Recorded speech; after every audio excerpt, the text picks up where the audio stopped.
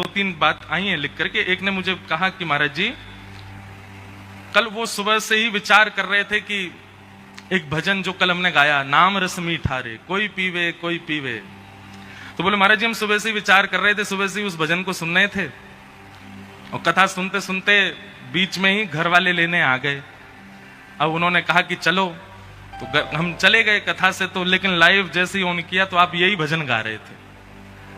तो फिर उन्होंने अंत में एक बात लिखी कि महाराज जी प्रश्न ये है कि जब लाल जी ने हमारे मन की बात सुन ही ली थी, सुबह से जब हम उस भजन का चिंतन कर रहे थे, और मैं वो कोई भजन रेगुलर बेस पे नहीं गाता, कभी कथा में कभी कभी मन हो जाए तो गा देता हूं, और मुझे आता भी नहीं है अच्छे से, जब शुरू हो जाता है तब ढूंढता हूं मैं कहां है तो उसको गाऊं।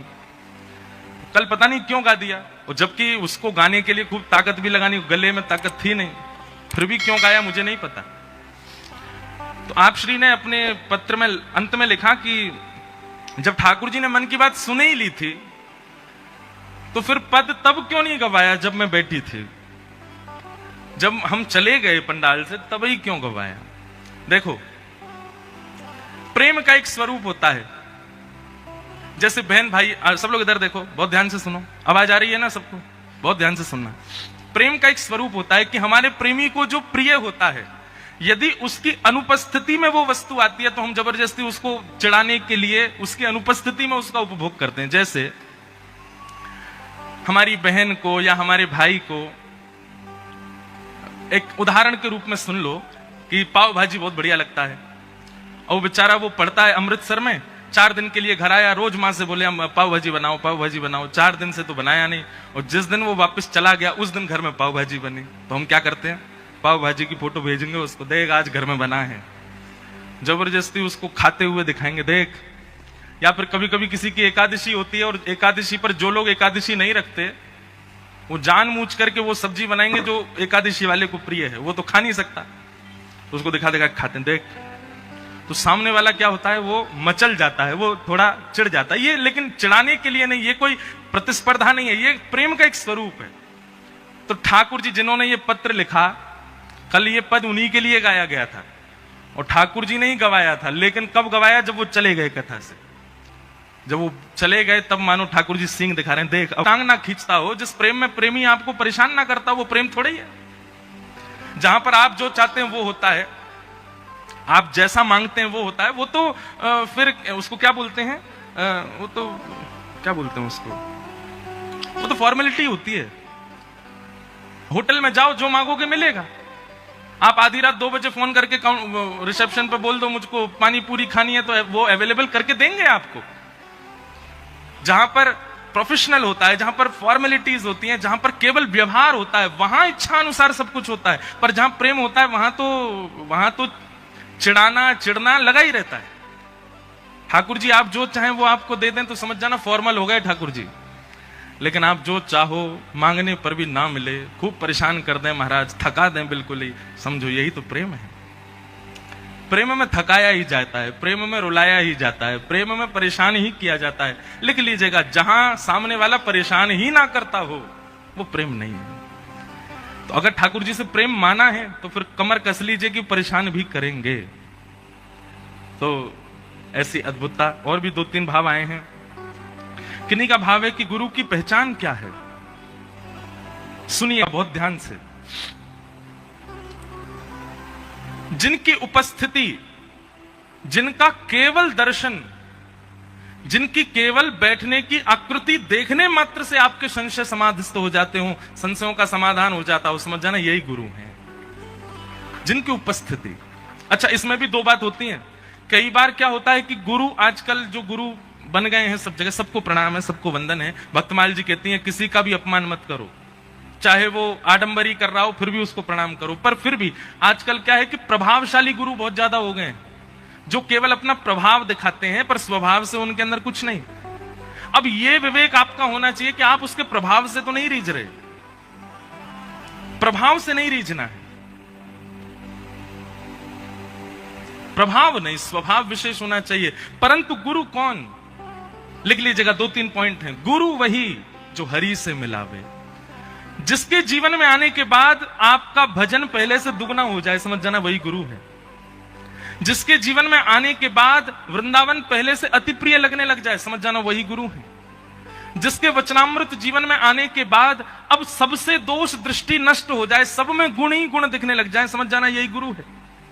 जिसके जीवन में आने के बाद आपके चित्त से जो दोष आप इतने वर्षों में भी नष्ट नहीं कर पाए, अब धीरे धीरे वो दोष नष्ट होने लग जाए, समझ जाना ये गुरु है। तो गुरु वही जो हरि सो मिलावे, गुरु वही जो सदमार्ग दिखावे, और अंतिम बात, गुरु वही जो सब छुड़वा के वृंदावन बसा दे, वही गुरु है। आप लोग देखो, अन्यथा मत लीजिएगा, और अन्यथा लेने वाली बात नहीं है, पर आप सब लोग, कई लोग मुझे यहां दिख रहे हैं, वो तन है केवल उनका जलंधर में, पर वो अपने भाव से, अपने मन से, अपनी विचारधारा से जलंधर में है ही नहीं। और सही बताएं तो असली ब्रजवासी वही जो मन से सदा ब्रज में रहे। आज तन से बहुत लोग ब्रज में रहते हैं। मैं तो कई बार ब्रजवासी को ही डांटूं। अभी मेरी मथुरा में कथा थी, सब ब्रजवासी आते थे कथा में, तो हम ब्रजवासियों से भी कहते थे कि हमारा सौभाग्य कि हम ब्रज में जन्मे हैं। पर ऐसे ब्रज में जन्म लेने के बाद भी जब ब्रज का हमने वह उपयोग नहीं किया जो करना चाहिए, तो क्या फायदा।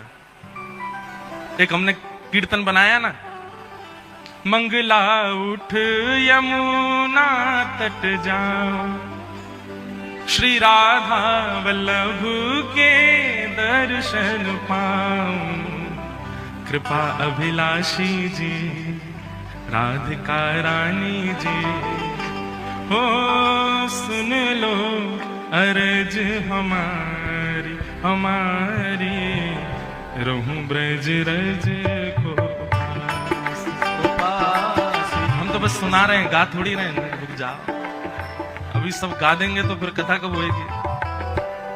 तो गा ही लो, राधिका रानी जी वृषभानु दुलारी जी, राधिका रानी जी वृषभानु दुलारी जी, हो सुन लो अर्ज हमारी हमारी, रहूं ब्रज रज को पास, रहूं ब्रज रज को। ये इस पंक्ति में हमने 3 भाव लिखे हैं। इन 3 बातों का अगर आपने वृंदावन में पालन कर लिया ना, तो समझ जाना यही असली ब्रजवास है। सबसे पहला, वृंदावन में जाने के बाद में प्रयास करो कि आप 3:30 पौने 4 बजे तो अपना बिस्तर छोड़ दो। सुबह सूर्य उदय आपके सामने होना चाहिए। जलंधर में सो तान दुपट्टा 10 बजे तक, आजकल हम भी 9 बजे तक सो रहे हैं सुबह, 2-2, 3-3 बजे तो रात में। और एक तो यहाँ कथा ने हमारा सारा डामाडोल कर दिया सिस्टम। क्यों? 10 बजे तो कथा पूरी होती है, और कहां और जगह कथाओं में नियम होता है कि 8:30 बजे तो प्रसाद पा करके 10 बजे तक तो बिस्तर पे होते हैं। अब यहाँ तो हम भोजन भी पहले ही कर आते हैं, शाम को कुछ खाते भी नहीं जाके। तो यहाँ तो पंजाब है भैया, सूर्यास्त पंजाब मस्त।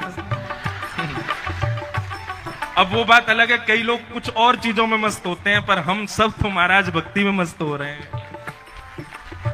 तो सबसे पहला, मंगला उठ यमुना तट जाऊं, मंगला उठ यमुना तट जाऊं, हे मंगला उठ यमुना तट जाऊं, मंगला उठ यमुना तट जाऊं। संकेत समझिएगा, अब पद में पूरी बात तो लिखेंगे नहीं, संकेत लिखते हैं। सबसे पहले वृंदावन में उठते स्नान करके यमुना जी का दर्शन करो। राधा रमन राधा वल्लभ जहां भी आपके मंगला का समय, उससे पहले यमुना जी को प्रणाम करके आओ। और यमुना जी के दर्शन करने के बाद मंगला दर्शन सबसे श्रेष्ठ हमारे श्री राधा वल्लभ जी का। मंगला उठ यमुना तट जाऊं, मंगला उठ यमुना तट। उसके बाद श्री राधा वल्लभ के दर्शन पाऊं, राधा वल्लभ प्यारे राधा वल्लभ के दर्शन पाऊं, राधा वल्लभ के दर्शन पाऊं। कीरत सुत प्यारी जी बरसाने वाली जी, कीरत सुत प्यारी जी बरसाने वाली जी, ओ सुन लो अर्ज हमारी हमारी, रहूं ब्रज रज को पास, को पास, रहूं ब्रज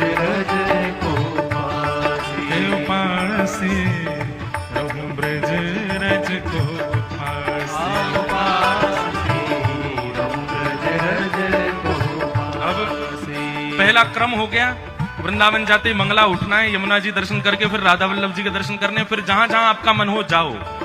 उसके बाद दूसरी क्रिया जो बहुत इंपॉर्टेंट है ब्रज में, वो क्या करनी है?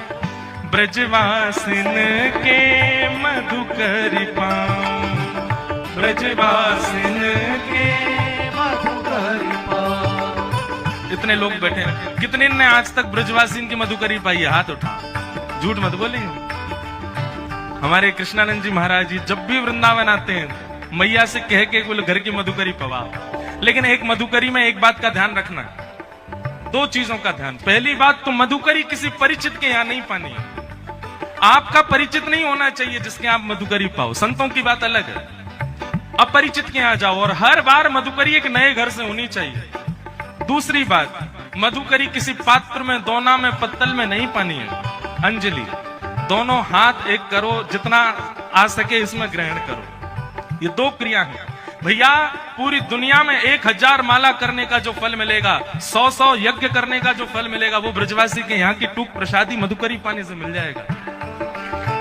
और भैया हमें फल नहीं चाहिए, हमें तो श्याम सुंदर चाहिए। आप मधुकरी पाकर के वृंदावन में एक बार रहो तो सही, स्वप्न में ही सही, ठाकुर जी दिखेंगे जरूर।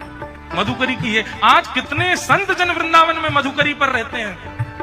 ब्रजवासिन के मधुकरी पाऊं, ब्रजवासिन के मधुकरी पाऊं। ओ प्यारे राधा रमण संग नैन लगाऊं, राधा रमण संग नैन लगाऊं। ओ प्यारे राधा रमण संग नैन लगाऊं,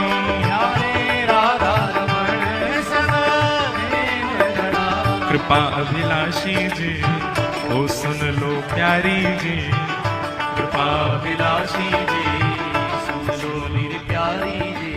ऊंचे महलन वारी जी, विश्वभानु दुलारी जी, ऊंचे महलन वारी जी, विश्वभानु दुलारी जी। ओ सुन लो अरज हमारी हमारी, रहूं ब्रज रज को पासे, रहूं ब्रज रज को पासे, रहूं ब्रज रज को पासे, रहूं ब्रज रज को। तीसरा काम ब्रज में क्या करना है? हे रसिक जनन की सेवा पाऊं, रसिक जनन की सेवा पाऊं। हमारी एक प्रार्थना है, रसिक जनन की सेवा कहाँ है? इतने हजारों, लाखों, करोड़ों लोग वृंदावन जाते हैं। भैया आज वृंदावन को आवश्यकता है कि वृंदावन स्वच्छ बने, वृंदावन पहले जैसो बने, जैसे ठाकुर जी के समय को वृंदावन वैसो बने।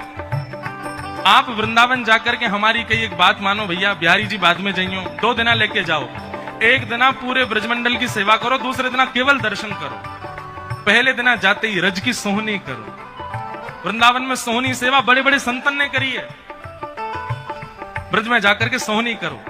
हमारे जो जलंधर की जिस कमेटी से ये पूरी कथा हो रही, कुंज बिहारी हैं, राधा कुंज बिहारी सेवा समिति, श्री राधा कुंज बिहारी सेवा समिति को हम व्यासपीठ से निवेदन कर रहे हैं कि जलंधर से खूब सारे वैष्णवों को लेकर के वृंदावन जावें और एक दिन केवल पूरे परिक्रमा मार्ग में सोहनी करके आओ।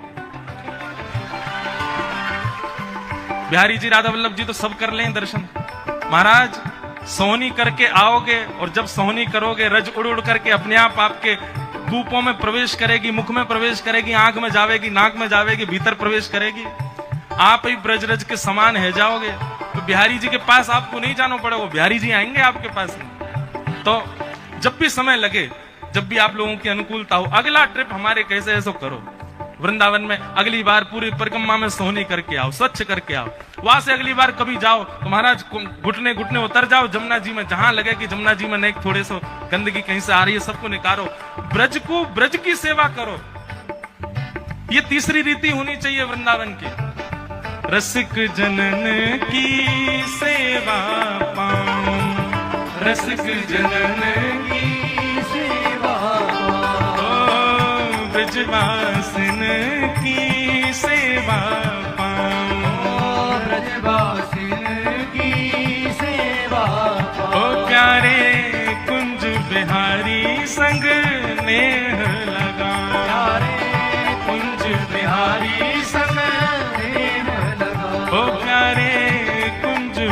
बिहारी संग नेह लगाऊं, प्यारे कुंज बिहारी संग नेह लगाऊं।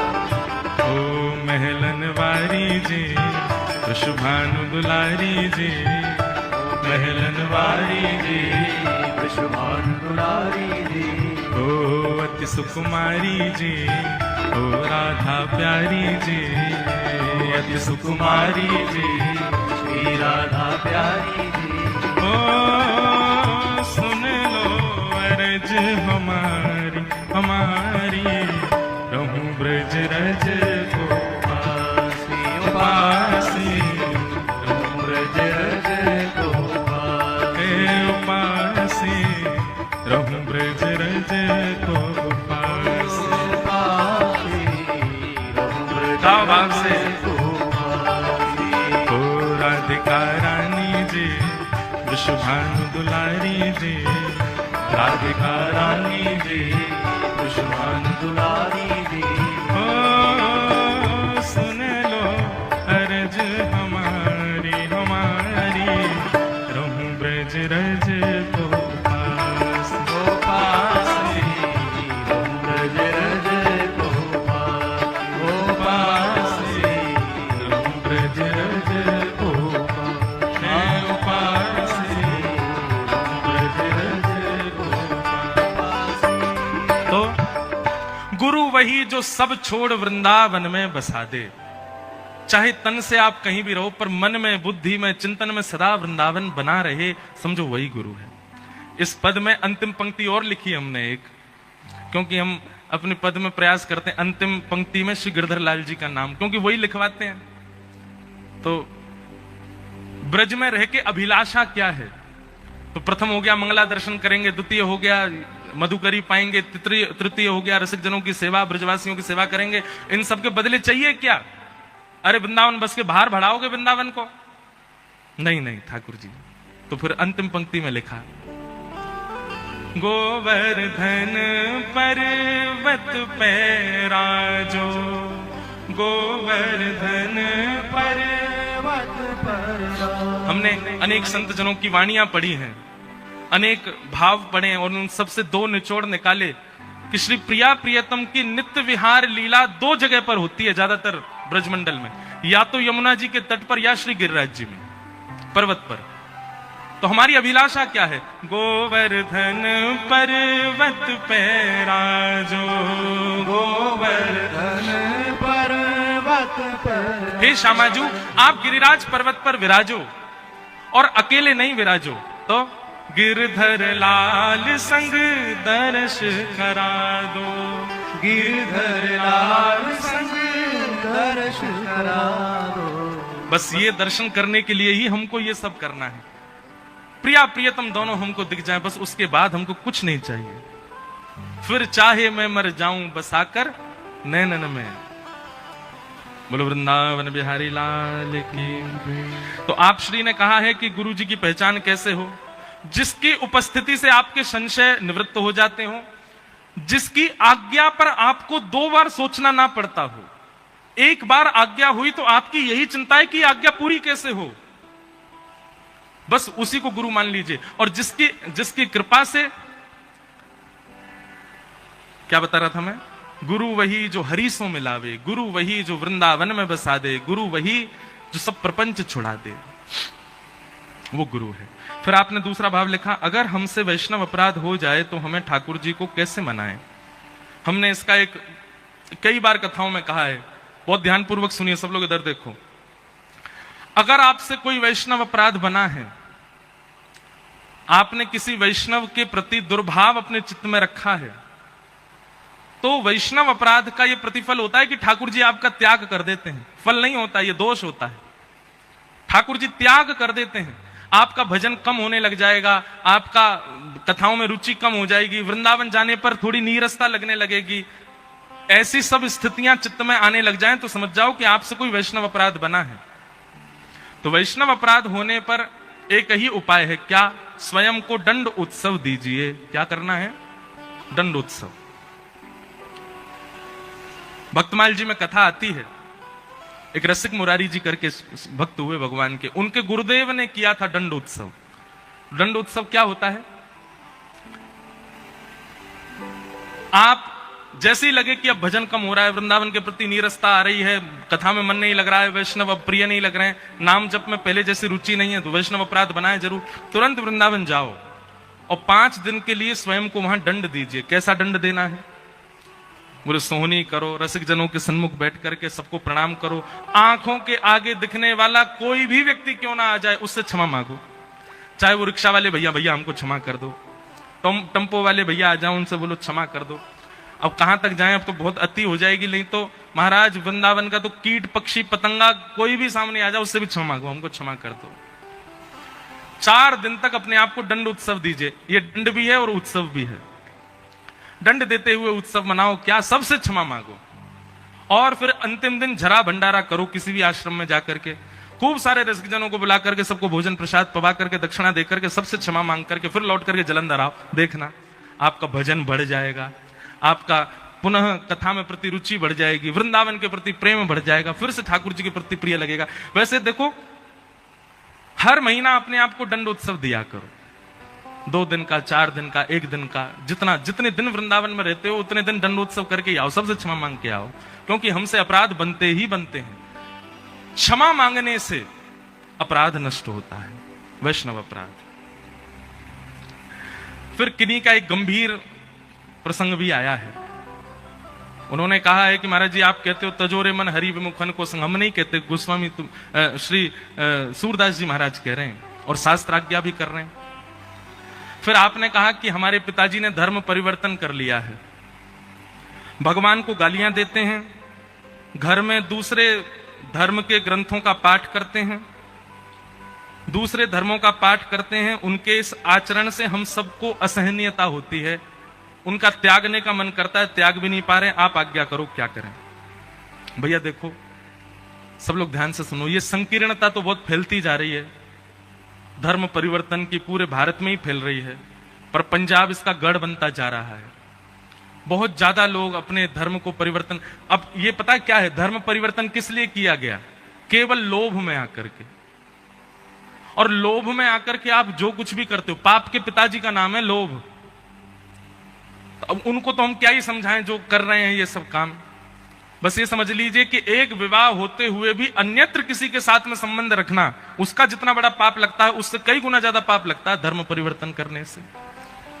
सौभाग्य से मिला है हमको हिंदू राष्ट्र, सौभाग्य से मिला है हमको ऐसा जन्म, सौभाग्य से मिला है हमको सनातन धर्म, और हम उसका त्याग करके अन्यत्र किसी के शरण में जा रहे हैं।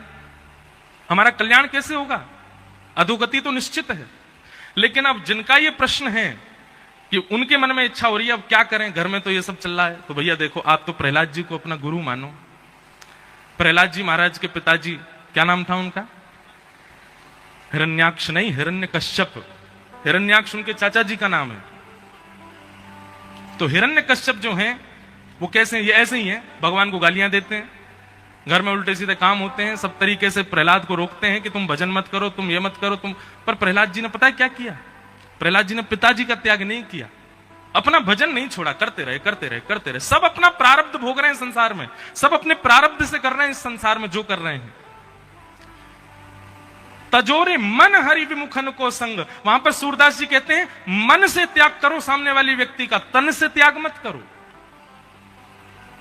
आपको तन से नहीं छोड़ना उसको, मन में जो उसकी स्थिति थी, मन में जो उसका सम्मान था, उसका त्याग कर दो। महादेव ने सती का त्याग किया। कैसे त्याग किया? सती परीक्षा लेकर के आई राम जी की, तो महादेव को पता चल गया कि बताओ इतना विश्वास नहीं, भगवान की परीक्षा लेकर के आई है। और फिर महादेव ने पूछा कि आप कहां गई, तो झूठ और बोल दिया कि मैं तो पास से प्रणाम करने गई थी। महादेव ने क्या किया? सती का त्याग किया, पर त्याग तन से नहीं किया, मन से किया। कैसे त्याग किया? जो आसन बगल में लगाते थे हमेशा, उसको सामने लगा दिया। अब आप हमारे बगल में बैठने योग्य नहीं हो, सामने बैठो, क्योंकि बगल में तो गृहिणी बैठेगी और गृहिणी का भाव आप खो चुकी हो अब। इसलिए जो कोई भी इस प्रकार के हैं जो हरि विमुख हैं और उनसे आपका ऐसा संबंध है कि आप तन से उनको छोड़ नहीं सकते, तो मन से उनका त्याग करो। फिर तो केवल एक व्यवहार मात्र निभाओ कि आपसे हमारा यह संबंध है। तो जब तक इसके पीछे कथा सुना है, जगन्नाथ भगवान के एक परम भक्त हुए, मैंने कई बार सुनाई है ये कथा, और ये प्रश्न एक बार नहीं बहुत बार आ चुका है मेरे पास, पर जलंधर में है तो मैं सुना देता हूं। भगवान जगन्नाथ जी के परम भक्त हुए, उनका नाम था अंगद जी। क्या नाम था? अंगद जी। अंगद जी जो थे वो एक राजा के मंत्री थे। बहुत ध्यान से सुनना। अंगद जी की जो पत्नी थी वो बहुत सुंदर थी और अंगद जी उससे बहुत प्रेम करते थे, परंतु पत्नी जो थी वो परम भक्त थी। कथाओं में जाना, सत्संग सुनना, ये सब में उसकी बड़ी रुचि। अंगद जी को कथा वथाओं से कोई मतलब नहीं था। उन्होंने पत्नी से स्पष्ट कह दिया, तुम जहां जाओ कथा सुनो, भक्ति करो, संत महात्माओं को प्रसाद पवाओ, सब करो, मुझसे कभी मत कहना कि ये सब करो, मुझसे नहीं होता। पत्नी बोली, ठीक है कोई बात नहीं, आप अपने राजपाट पे ध्यान दो, हम भक्ति करें। अब एक दिन क्या हुआ, एकादशी का दिन था, तो संत महात्माओं ने कहा कि आज आश्रम में कोई उत्सव चल रहा है, सत्संग कहां हो, शांति हो, ऐसी जगह सत्संग हो। तो अंगद जी की पत्नी बोली, आप सब हमारे घर चलो, हमारे घर पे ही सत्संग कर लो। तो सब संतों को लेकर के अंगद जी की पत्नी घर आ गई और वहीं पर ही सत्संग होने लगा। समाज बैठ करके नृत्य कर रहे हैं, कीर्तन हो रहा है, कथा हो रही है। शाम का समय अंगद जी लौट करके आए अपने घर। घर आकर के देखा तो महाराज उछल उछल करके जो है महामंत्र पर सब कीर्तन कर रहे हैं और साधु महात्मा भी सब नृत्य कर रहे हैं और वहां तो कीर्तन कथा चल रही है। अंगद जी महाराज तो क्रोधित हो गए और भीतर जाकर के उन्होंने चिल्लाना शुरू किया, बंद करो ये सब नाटक, क्या कर रहे हो यहाँ पर? ये घर है, तुम्हारा आश्रम नहीं है, ये घर है, ये तुम लोगों का मठ मंदिर नहीं है जो यहां उछल उछल के कीर्तन करो, निकलो यहां से बाहर। अब वैष्णवों को अपने अपमान से इतना बुरा नहीं लगता, पर कथा कीर्तन का कथा कीर्तन का कोई अपमान करे ये वैष्णवों से सहन नहीं होता।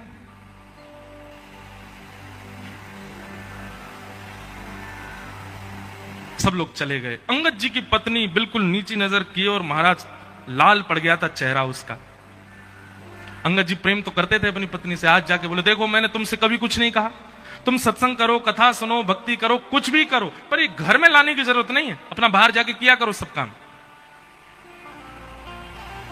उसी समय अंगद जी की पत्नी बोली, ये बात आप प्रेम से मुझे सत्संग के बाद भी कह सकते थे, कम से कम गुरुजन और इतने सब साधु महात्मा सत्संगी आए थे, उन सब के बीच में उपद्रव तो नहीं करना चाहिए था आपको। और ये मुझसे प्रेम से बात क्यों कर रहे हो? मैं कौन हूं? गृहिणी हूं, पत्नी हूं, केवल इसलिए प्रेम से बात करो। इतना ही प्रेम उनके सामने दिखा दिया होता, वहां तो तुम चिल्ला रहे थे। अरे जिन गुरुजनों के चरणों में प्रणाम करती हूं, जिन संत जनों को मैं वंदन करती हूं, उनके सामने तुमसे प्रेम से नहीं बोला गया, मुझको प्रेम दिखा रहे हो। सुनिए, आपके इस कृत्य की क्षमा तो नहीं दे सकती मैं आपको, पर मैं आपको छोड़ करके भी नहीं जा सकती, क्योंकि मैं पतिव्रता नारी हूं, आपके साथ रहना पड़ेगा मुझको। पर मेरा आज से नियम होगा, क्या? मैं घूंघट करके रहूंगी, आपको ना तो अपना मुख दिखाऊंगी ना आपका मुख देखूंगी। आपके लिए भोजन बनाऊंगी, आपके बर्तन कुर्तन जो करना है सब काम करूंगी, घर के जो भी गृह गृहस्थी के काम होते हैं सब निभाऊंगी, लेकिन ना आपका मुख देखूंगी ना अपना मुख दिखाऊंगी। ये मेरा आज प्रण है। अंगद जी की पत्नी ने, अब इसको आप क्या समझेंगे? तन से वो संगी ही है पर मन से त्याग कर दिया उसने। अब अंगद जी की पत्नी पूरे दिन घूंघट में रहती है। एक दिन, 2 दिन, 4 दिन, 5 दिन बीत गए। अंगद जी बोले, अब मान जाओ। पत्नी नहीं मानी। बोले, मृत्यु को प्राप्त हो जाऊंगी घूंघट में, लेकिन आपको मुख नहीं दिखाऊंगी ना आपका मुख देखूंगी। 1 महीना बीत गया। अंगद जी अब उदास रहने लगे, घर जाने का मन ही नहीं होता। क्यों? पत्नी बात ही नहीं करती है। तो एक दिन अंगद जी अपने घोड़ा पे बैठ के कहीं जा रहे थे, तभी देखा कि महाराज वैसा ही सत्संग कहीं चल रहा था। लोग उछल उछल करके कीर्तन कर रहे थे और व्यास मंच पे बैठ के एक कथाकार बढ़िया कीर्तन गा रहे थे। अंगद जी बोले, जाके सुनूं तो सही, इस कथा में ऐसा है क्या जो मेरी पत्नी ने मेरा त्याग कर दिया कथा की वजह से। कथा में पहुंचे, कीर्तन विश्राम होते ही सब बैठ गए, कथा होने लगी। अंगद जी दूर बैठे हैं और दूर बैठे बैठे सुनते सुनते 1 महीना से जितना क्षोभ उनके चित्त में था ना, तो चंद मिनट की कथा में वो सारा क्षोभ दूर हो गया और उनको इतनी सुख की अनुभूति होने लगी, इतना अच्छा लगने लगा कथा में कि अब तो वो दूसरे दिन समय से पहले आकर के बैठ गए और आकर के पूरी कथा सुनने लगे। पीछे बैठ करके पूरी कथा सुनते। तीसरे दिन अंगद जी जैसे ही आए, आकर के देखा तो आज तो कोई भी नहीं आया। कथा ही विश्राम हो गई। अंगद जी ने पूछा भैया यहाँ पे कल कथा चल रही थी क्या? वो बोले कल 7 दिन हो गए पूरे, अब तो व्यास जी चले गए, यहाँ से कथा हो गई। तो अंगद जी को इतनी व्याकुलता पत्नी के रूठने पर नहीं हुई जितनी व्याकुलता कथा के विश्राम। बोले अब कब होगी कथा? बोले कथा तो भैया अब अगले वर्ष होगी, परंतु वो व्यास जी थोड़ी दूर एक गांव है, वहां पर आज से कथा उन्होंने प्रारंभ कर दी है, आपको सुननी हो तो वहां चले जाओ। अंगद जी दौड़ करके गए महाराज, दूसरे गांव में जाके कथा सुनने लगे। अब तो अंगद यही नियम बन गया,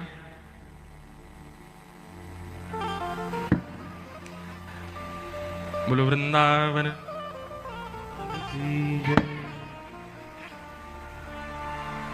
श्री कृष्ण गोविंद हरे मुरारे, हे नाथ नारायण वासुदेव। श्री कृष्ण गोविंद हरे मुरारे, हे नाथ नारायण वासुदेव। श्री कृष्ण गोविंद हरे मुरारे, हे नाथ नारायण वासुदेव।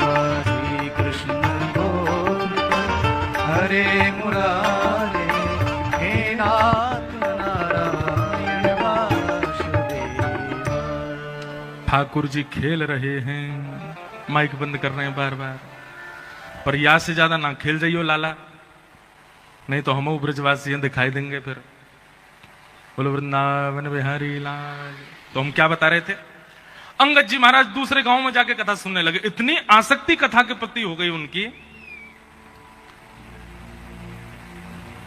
अब तो अंगद जी को घर में पत्नी रूठी बैठी है, उससे भी उनको कोई फर्क नहीं, बढ़िया जाते हैं, प्रेम से घर में जाते हैं, पत्नी भोजन खिला देती है, पा लेते हैं, सो जाते हैं, सुबह उठ के राजपात का काम देखते हैं, दोपहर में जाके कथा सुनते हैं। ऐसा नियम चलने लगा।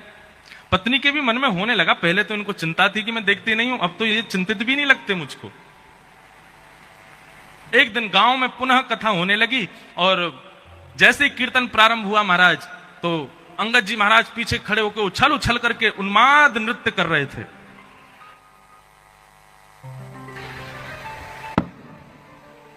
एक बात हम आपसे कहें, कीर्तन में कभी भी सोच समझ करके नृत्य मत करना। 4 आदमी उठा रहे हैं तब आप नृत्य करो, इससे बढ़िया मत करो। नृत्य कब करो? जब आप स्वयं को रोक नहीं पाओ, तब ही नृत्य करना। इस बात को हम प्रमाणित ऐसे कर सकते हैं, भगवान स्वयं कह रहे हैं, वाग गदगदा द्रवते यस्य चित्तम रुदत्त भिक्षणम हसति क्वचिच्च विलज्ज उद्गायत नृत्यते च मदभक्ति युक्तो भुवनम पुनातु। ठाकुर जी कहते हैं जो सोच समझ करके नृत्य कर रहा है, समझो वो आडंबर है, वो भी दंभ है। पर जिसके पांव रुक ना पाए, जिसके हाथ रुक ना पाए, जिसके नेत्र स्वयं को रोक ना पाए, जिसका मन स्वयं को रोक ना पाए, समझ जाना उसके चित्त में मैं ही खड़े होकर के नृत्य कर रहा हूं, तभी वो नृत्य कर रहा है। इसलिए कभी भी संकीर्तन कीर्तन भजन में सोच समझ के नृत्य नहीं, आप स्वयं को थोड़ी देर रोक के रखो, जब लगे कि अब रुका ही नहीं जा रहा तब नृत्य करो, तब समझना कि चित्त में श्याम सुंदरी नृत्य कर रहे हैं, और वो जो सुख होगा ना वो अद्भुत ही होगा।